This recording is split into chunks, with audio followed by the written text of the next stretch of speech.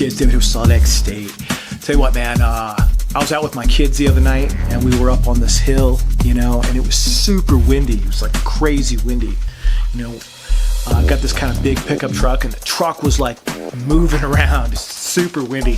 And my daughter, my 6-year-old daughter, she was asking if it was God who was making the wind blow. And I thought, it just sort of occurred to me, I don't know if any of you who are watching this video have kids, but I tell you one thing is for sure. When you got kids, man, they're always asking questions, and you give them what you think are reasonable and logical answers.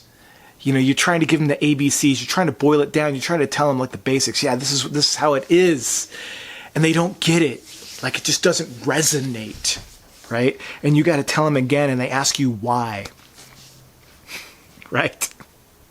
You ever explain something to your kid and they're like, but why? And you're like, and you tell them, why? And they're like, but why? Because somehow it just doesn't, form that abstract picture in their brain where it makes sense. But there is something that seems to be true of all children. When you explain to them in the simplest of terms, when you explain to them God, they get it. It just, it's so funny. It's so weird. It's so weird how difficult it can be to explain to a child seemingly basic things. And yet when you explain to them what should be a entirely difficult concept that people struggle with as adults to describe, we cannot, it seems, as adults hold in our minds this picture that is, God our maker. And yet for little children, it just clicks, dude. It clicks. It's so weird. It's so weird. So I have this article here that was written by Alison Kopnick. She is a professor of psychology at some university. And she has got this article that she wrote. And the name of the article is See Jane Evolve, Picture Books That Explain Darwin. And somewhere down in the middle of the article, really what she's saying is that she's pointing this out, that children seem to have a natural propensity to see a designer, a creator, the hand of craft in the things that are. And so she's pointing this out. She's referring to some other research study. Let's see here. Even babies understand that human actions are teleological, designed to accomplish particular goals. In earlier work, Dr. Kelemen showed that preschoolers began to apply this kind of design thinking more generally, an attitude she calls promiscuous teleology. By elementary school age, children start to invoke an ultimate God-like designer to explain the complexity of the world around them.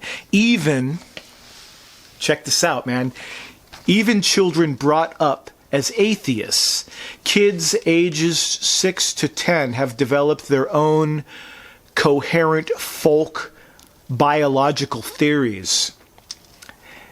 They explain biological facts in terms of intention and design, okay?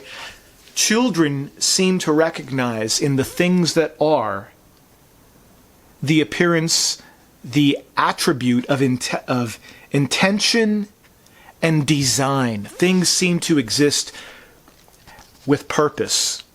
It's as children have a kind of intuition, innate sense, an intuitive sense that the world wherein they live is couched in design, in craft.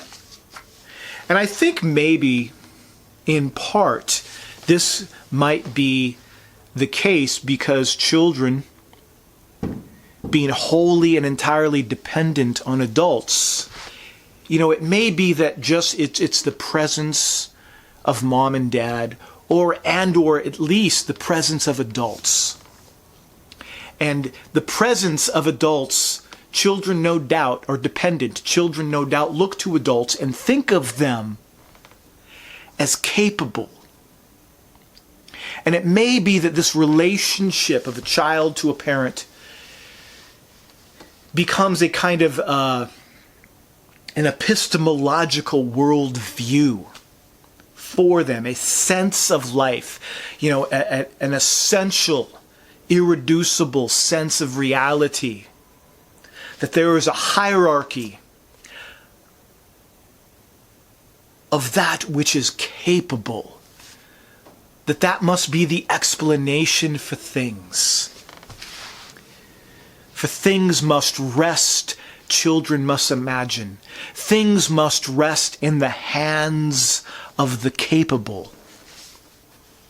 And maybe that's why when God is spoken of, it just makes sense. And some people will say that this is just... So in this article, they go on to suggest this is a problem and we have to get a hold of kids when they're young. It says here, to give them picture books to explain to them Darwinism. That's the idea here. Let's see here. They gave 5 to 8-year-olds 10-page picture books to illustrate the examples of natural selection. So the author here of this paper is concerned that children have this innate sense of a creator and of a hierarchy of ability, right? Because capability must explain that which is. There must be responsible adults here in the mix. Children must imagine. They must imagine that there are responsible adults. And of course, they grow up and they, this becomes sort of a fog of unknowing in their heads. But when they're young, man, they imagine, they think to themselves, and this is what I'm going to post to you in this video. Might that be the case that the view of reality which children hold is not a matter of psychological conditioning? It is not a matter of culture imposing on them a kind of illusion regarding reality, a mistaken, naivete as regards the nature of things, but rather that what children see is reflective of what is. That what children see in their parents and superimpose on the reality. I mean, it's so interesting that in this paper it suggests that even atheist kids whose parents are telling them there's no God, and yet the kids somehow, it somehow is overridden what they're being told, and they still see in nature the fingerprint of an architect, of an adult at the wheel, right? A designated driver. So it may be, man, that the sense of life that kids have is real. That it's not just some learned thing. It's not the foolishness of youth, but it is a reflection of truth. In the book of Matthew, in chapter 8, this Roman centurion approaches Jesus and he's like, Lord, I am not, what does he say here? And when Jesus entered Capernaum, a centurion came to him, imploring him, saying, Lord, my servant is lying paralyzed at home, fearfully tormented. Jesus said to him, I will come and heal him. But the centurion said, Lord, I am not worthy for you to come under my roof. But just say the word, and my servant will be healed.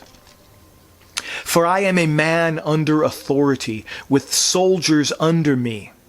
And I say to this one, go, and he goes. And to the other, come, and he comes. And to my slave, do this, and he does it. Now when Jesus heard this, he marveled and said to those who were following, truly I say to you, I have not found such great faith with anyone in Israel.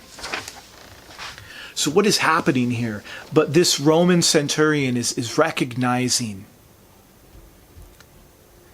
that the hierarchy of authority that he sees in his culture, that he sees in his position as a captain over his men, he recognizes that this is reflective of reality. And Jesus, acknowledges and says, yeah, man, you perceive what is. And Jesus says, man, I have not seen such great faith. Notice that the faith here is not blind, but it is an acknowledgement, an understanding of things that are. The faith, let me reiterate, the faith is not blind faith. It is not thoughtless. It is not without basis, but rather it is born up of an understanding, a knowledge of what one believes to be. In the book of Job, chapter 36, starting in verse 22, behold, God is exalted by his power. Who teaches like him? Who has appointed him his way? And who has said, you have done wrong? Remember that you should exalt his work of which men have sung. All men have seen it. Man beholds from afar. Behold, God is exalted, and we know him not. The number of his years is unsearchable. Notice here it says here that all have seen it, and we behold afar off.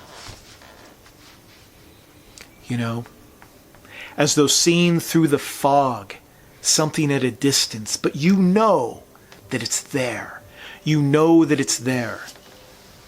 Be it maybe the sun rising through the fog, you don't see that star in the sky, but you know that the light through the fog, tells you, man, that the sun is there. In the same way, we see things in life. We may not see it directly.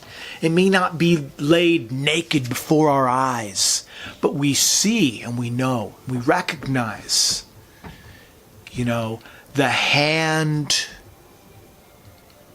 at work in our midst. Maybe, we should take direction in this one thing from children. Because they clearly see, it is clearly apparent, tactilely apparent, that they may put their hands on it and know that there is a God in heaven. It is not a far off intellectual debate. It is a natural picture of what is. God bless. Take care. See you guys next time.